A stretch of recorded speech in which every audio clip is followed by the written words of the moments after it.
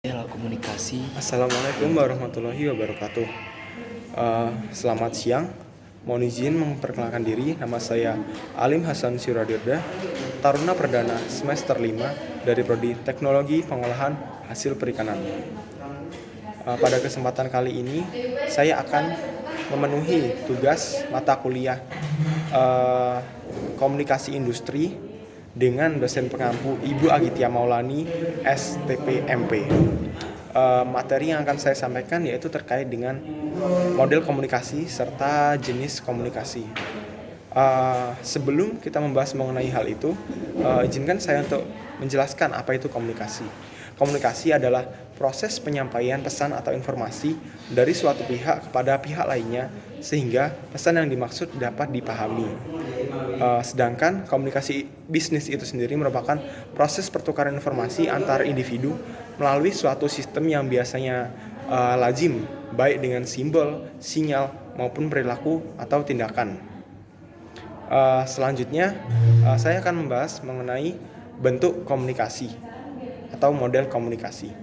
Model komunikasi itu terdiri dari 4 unsur utama. Yang pertama adalah source atau sumber, di mana bisa disebut juga sebagai komunikator atau pengirim pesan. Yang kedua adalah message atau pesan.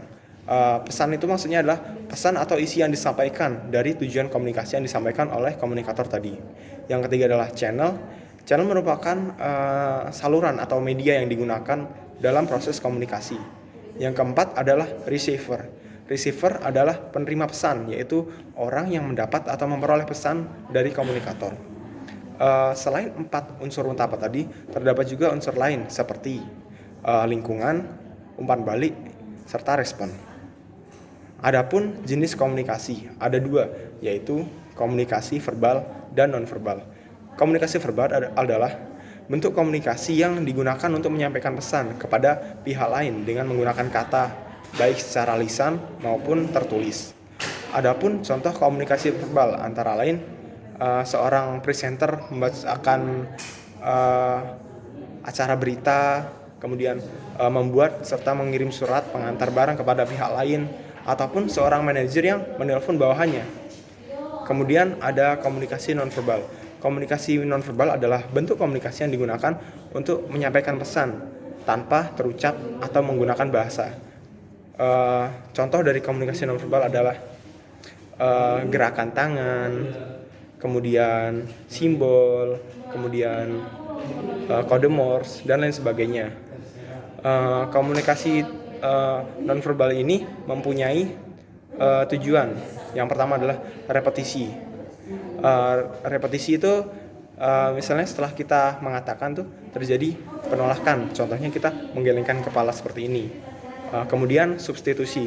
Substitusi itu kita menunjukkan persetujuan, seperti apabila kita menyetujui suatu kesepakatan atau informasi yang telah disampaikan, kita menganggukkan kepala kita seperti ini. Kemudian kontradiksi. Kontradiksi itu misalnya kita menunjukkan memuji prestasi dari orang dengan mencibirkan bibir. Kemudian ada komplement. Komplement itu misalnya air muka menunjukkan tingkat penderitaan yang tidak terungkap dengan kata-kata. Sekian presentasi yang bisa saya sampaikan. Apabila ada kurangnya saya mohon maaf.